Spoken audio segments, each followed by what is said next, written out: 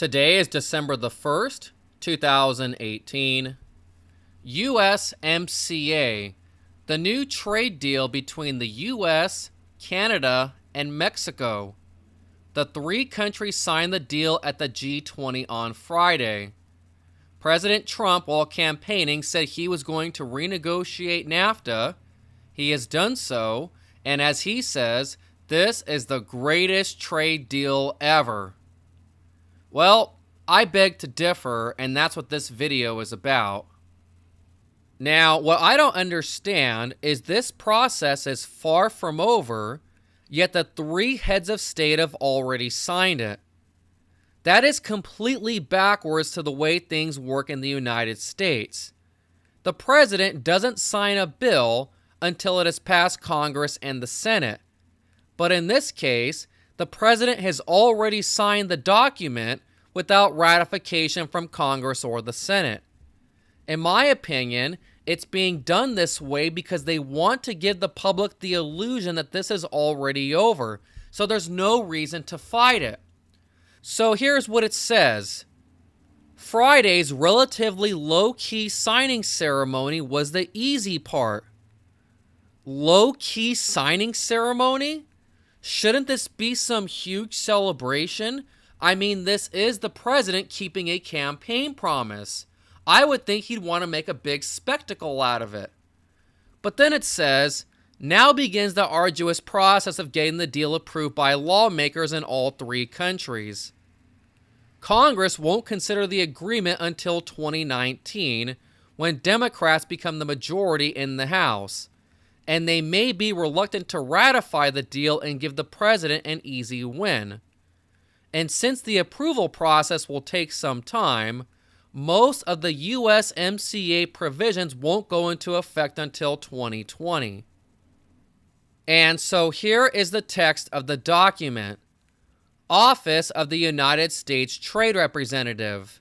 It's dozens of chapters, thousands of pages long, and one thing that I found interesting is that I was unable to find this doing a Google search. Now, the reason why I am showing you this page is because we're going to come back here in a few minutes because I found something that I just had to show you, how they're hiding the little details within the document. And so now I want to show you a clip of Rosa Koire so you can know exactly what Agenda 21 is. So what I'm going to be talking about is United Nations Agenda 21 Sustainable Development. It's a transition from representative government to governance by unelected boards and commissions. It's the erasure of jurisdictional boundaries. Agenda 21 is how world government goes into implementation. It is the erasure of jurisdictional boundaries. Anyone who has been watching this channel for a long time knows how important that is, because I have shown you videos of SCAG and Sandbag and all these unelected shadow governments here in Southern California. These shadow governments are the localized version of what I am going to show you in this United States-Mexico-Canada agreement. They are taking what we see here in Southern California and doing it at an international level. The United Nations Agenda 21 Program for Sustainable Development takes resources that are abundant and makes them artificially scarce. We are then told they need to be rationed. In the state of California, we are rationing water. We are also rationing energy. In the city of Paradise in California, they ration their roads, cutting a 4-lane road down to 2, and the result is over 1,000 people were killed in a fire. The entirety of this agreement that President Trump is making with Canada and Mexico is to further sustainable development. And it says so right in the text. Now, before we start, I want to make one quick clarification. There are two programs, Agenda 21 and Agenda 2030. They are separate programs that do the exact same thing with one major difference. Agenda 21 is sustainable development implemented at the local level. Agenda 2030 is sustainable development implemented at the worldwide and international level. And that's what this document seeks to do. It is to further sustainable development at the international level. Therefore, this is an Agenda 2030 document. And so here is Chapter 24 of the document, the Environment section, and we're actually going to do these in order except for this one since we are already on the topic. So if you go to Chapter 24, the Environment section, and you search for the term sustainable, it's all over the place. Sustainable development. Sustainable development. The furtherance of sustainable development. Sustainable. Sustainable. And it just keeps going. Sustainable development. Sustainable. Sustainable. Sustainable development. Their key role in achieving sustainable development. Sustainable. Sustainable, sustainable, sustainable, sustainable. Now, you can't say that this is some other sustainable development. There is only one sustainable development, and that is the United Nations Sustainable Development Program. Now, President Trump, he tells us that he doesn't believe in climate change, and that's what sustainable development is all about. It's about fighting climate change. That's why this is in the environment section of the document. So President Trump says he doesn't believe in climate change. He says that he's opposed to the United Nations, but then he pushes forward a document that has sustainable development written all over it. Now, whenever I make videos like this, the naysayers always tell me, well, President Trump probably doesn't know what's in the document. Really? I thought President Trump was Mr. Art of the Deal billionaire businessman. Are you telling me that he is signing documents without knowing what's actually in them? Now, you got to see this one. Watch this. Future generations. The parties acknowledge the... Let me see. Let me go up here real quick. The parties acknowledge the importance of the conservation and sustainable management of forests for providing environmental, economic, and social benefits for present and future generations. That is UN speak. That's what they say in all of their documents. So basically, this is approved by the UN. They love this document. And if the United Nations love this document so much, then why is President Trump pushing it so hard? Why is he saying it's the greatest trade deal ever?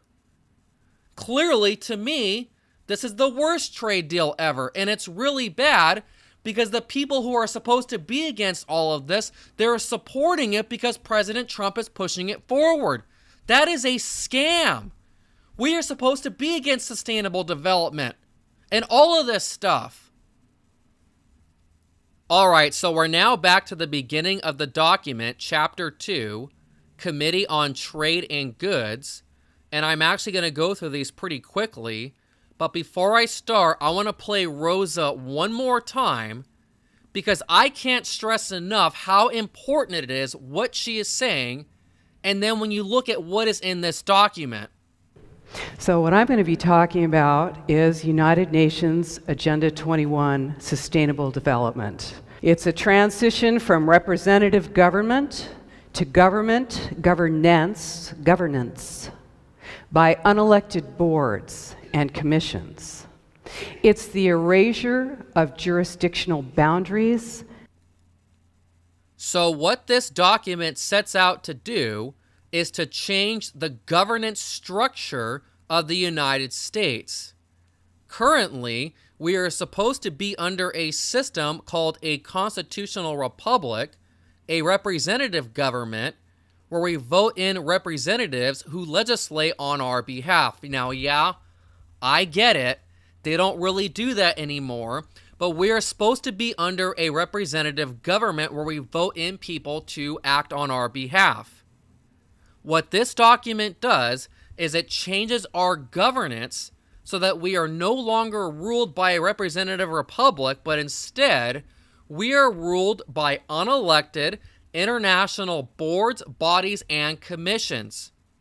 This is the implementation of the one world government system. So Chapter 2, Committee on Trade in Goods. The parties hereby establish a committee on trade in goods comprising representatives of each party. So what this is President Donald Trump is growing the government, but he is growing the government at the international level. Who is going to elect these representatives for each country? I can tell you right now, they are not going to be elected by we the people. They are going to be appointed by somebody else. So that's what they are doing with this new NAFTA. They are putting all these new committees into place that don't exist currently, and they are going to be the ones that make the decisions on each one of these subjects. These committees are going to supersede Congress. Congress will become completely irrelevant on all of these matters. So let's move on to Chapter 3. Chapter 3 is the Committee on Agricultural Trade. The parties hereby establish a Committee on Agricultural Trade composed of government representatives of each party. Once again, who is going to elect these representatives? It's not going to be me or you, because we're losing our system of being a representative republic. We are going into a new governance system where we are ruled by unelected boards, bodies, and commissions at an unelected level. Chapter 6. Chapter 6 is on textile and apparel trade matters. The parties hereby establish a committee on textile and apparel trade matters, composed of government representatives of each party. So once again, more government, more unelected committees. President Trump is growing government at an international level. Chapter 7, Trade Facilitation. The parties hereby establish a committee on trade facilitation, comprised of government representatives of each party. Chapter 9, Sanitary and Phytosanitary Measures.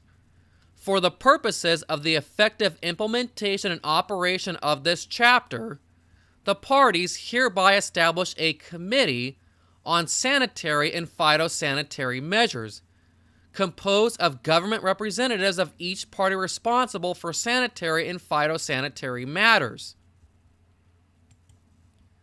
Chapter 13, the chapter on government procurement. The parties hereby establish a committee on government procurement, Government Procurement Committee, composed of government representatives of each party.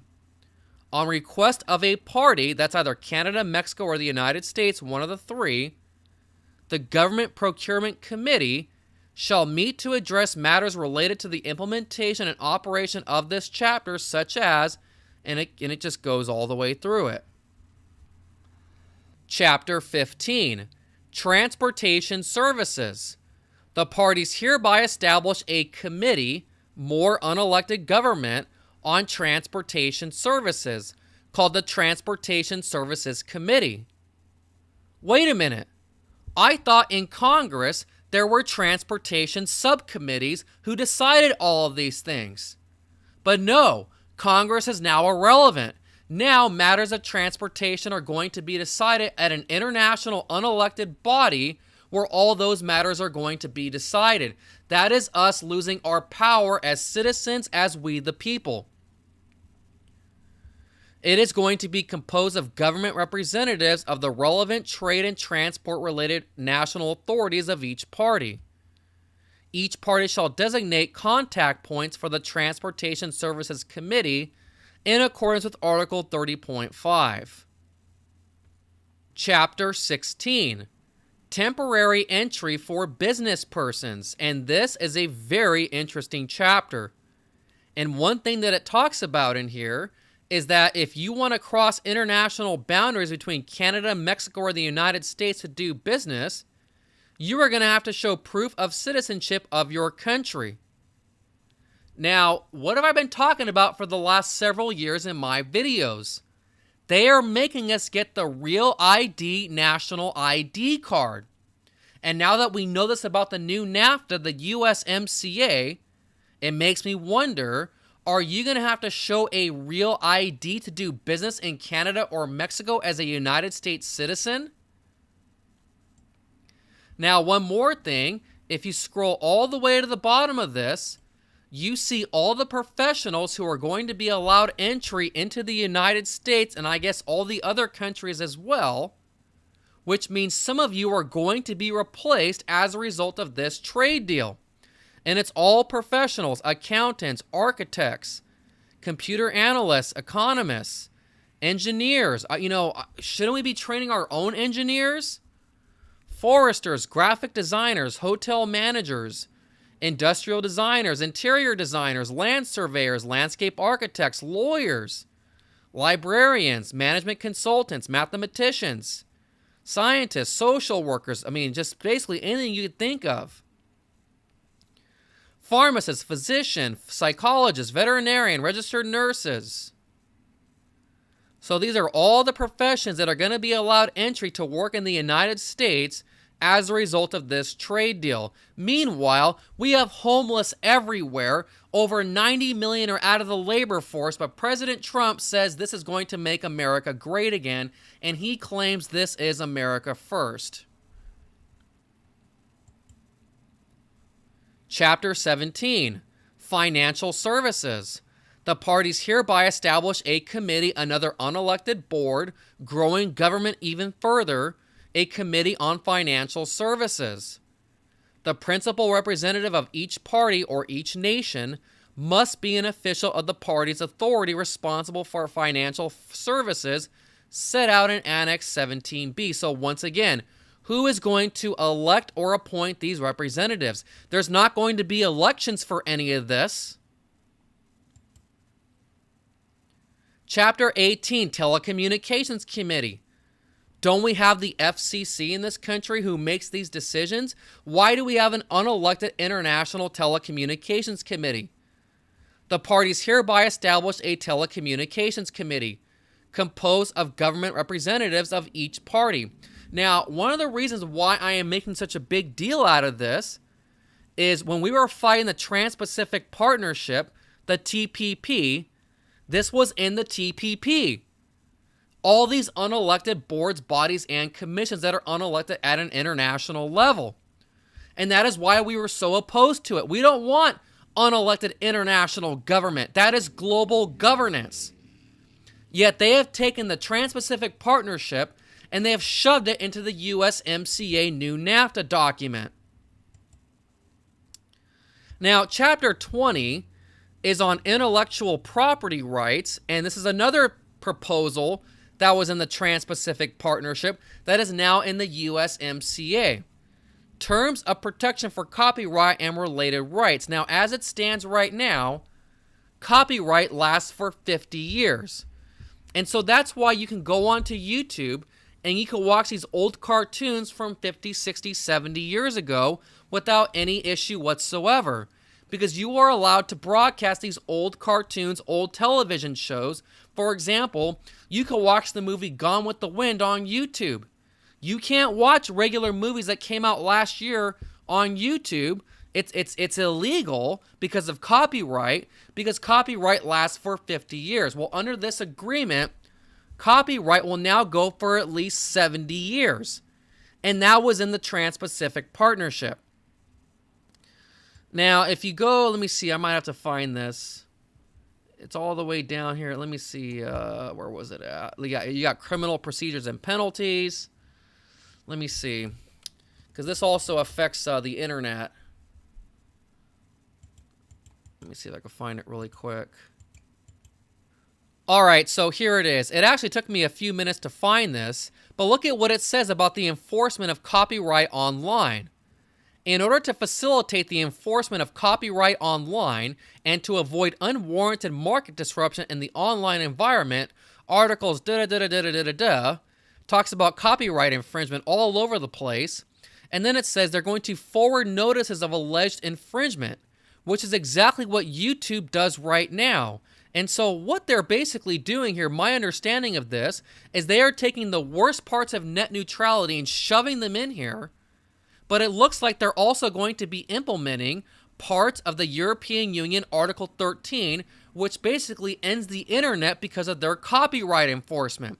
Now, I made a lot of videos about this recently, about copyright and how they're going to enforce it in Europe, and how you're not going to be able to do memes anymore, show pictures, show articles, or even link to websites.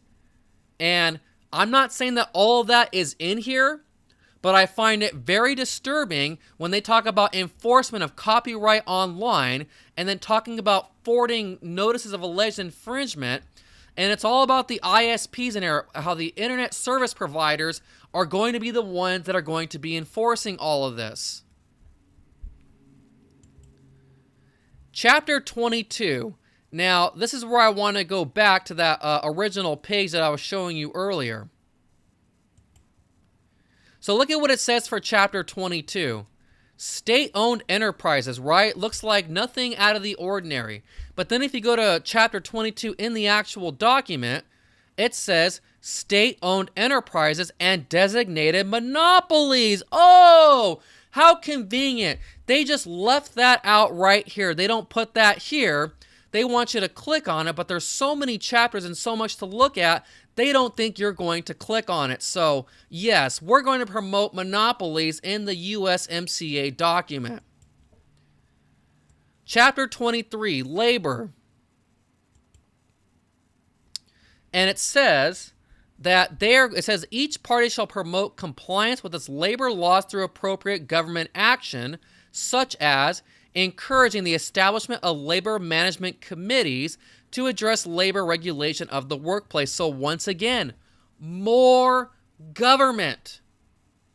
We don't want more government. I thought we elected President Donald Trump to shrink the size of government. But instead, he is growing the government while also increasing the national debt at record levels. Chapter 25, Small and Medium Enterprises. And once again, the Committee on Small and Medium Enterprises. The parties hereby establish a Committee on Small and Medium Enterprise Issues, comprising government representatives of each party. So once again, they're going to go on to international bodies, boards, and commissions, unelected. They're probably going to leave America to make all these decisions. And meanwhile, Congress is going to sit around and twiddle its thumbs. And so if Congress actually approves this, they're basically giving up their authority to these international bodies and are doing so voluntarily. So you better call Congress and tell them to vote no on the USMCA, the new NAFTA deal that President Trump is pushing. Chapter 26. Now, this is the North American Union chapter. North American Competitiveness Committee. And it says, where is it at? With a view to promoting further economic integration. So we are integrating our countries together, Mexico, Canada, and the United States. So we're becoming one nation economically, North American Union. They want to enhance the competitiveness of North American exports. So this is very interesting, and we talked about this when I did a live stream with Alex Newman of the New American. He made this point. This is not being done so that Mexico, Canada, and the United States are all more competitive on the international level. What they are doing is, as a bloc, a North American Union bloc, they are going to be more competitive with the rest of the world. Earth to President Trump. This is the exact opposite of America first. This is globalist first. This is global governance. This is North American Union. We should be competing on the international scale against every country in the world. We should not be merging ourselves economically with other countries and then competing as a bloc with the rest of the world. That is the antithesis of America first. We did not vote for this. Chapter 27, Anti-Corruption. And they talk about how they want to promote that we're going to be honest with each other and we're not going to be corrupt. But this whole entire thing is corruption. Look at this. Promoting integrity among public officials. This is about creating unelected boards, bodies, and commissions. They're not going to be voted in by anybody. There's no incentive to have integrity among these people. They're going to be able to do whatever they want because there's going to be no checks and balances on these people. Chapter 28 is on regulatory practices. The parties hereby establish a committee on good regulatory practices, composed of government representatives from each party. Chapter 30, administrative and institutional provisions. And the functions of this commission is to supervise the work of the committees, working groups, and other subsidiary bodies established under this agreement. So this is the check on all the other committees. But here's the problem. They're basically telling us that these committees are going to investigate themselves. If you're going to have an actual check on these committees, it has to be something outside of this document, not something within the document. So we have to rely on these people who are unelected to be virtuous and to have integrity and to not be dishonest and do anything wrong. The fact that they are unelected and are not beholden to any voters tells you that they're going to do whatever they want. Furthermore, they're going to be doing so in other countries and international waters, international boundaries, you name it. They're not going to have these meetings in the United States. They'll have them in Canada or Mexico or elsewhere. Dispute settlement, Chapter 31. Another commission. They're going to have an advisory committee on private commercial disputes. So more government, more unelected boards. And lastly, Chapter 33, the macroeconomic committee. The parties hereby establish a macroeconomic committee composed of principal representatives of each party. So this is what Rosa Koire was talking about. She said that Agenda 21 is world governance. It is the erasure of jurisdictional boundaries. It is rule by unelected boards, bodies, and commissions. And that's what this document promotes. And as I showed at the beginning of this video, it also furthers sustainable development and promotes future generations. Now, I'm going to end this with one more clip of Rosa, because look at this. This document is creating all these new committees who are going to be in charge of all these different subjects that Congress would typically be in charge of, but now they are in charge of everything. In fact, up until very recently, the press denied, the United States press and the world press denied that Agenda 21 exists. But it does. It exists. And it is the blueprint. It is the action plan to inventory and control all land, all water, all minerals, all plants, all animals, all means of production, all construction, all energy, all education, all information, and all human beings in the world. Inventory and control. The action plan. Okay? It's the real deal. It's a transition from representative government to governance by unelected boards and commissions. It's the erasure of jurisdictional boundaries and the loss of private property rights. And ultimately, you need to know that this, your body, is your most important private property, your body and your mind. So, ultimately, it leads to the loss of sovereignty and freedom for all of us.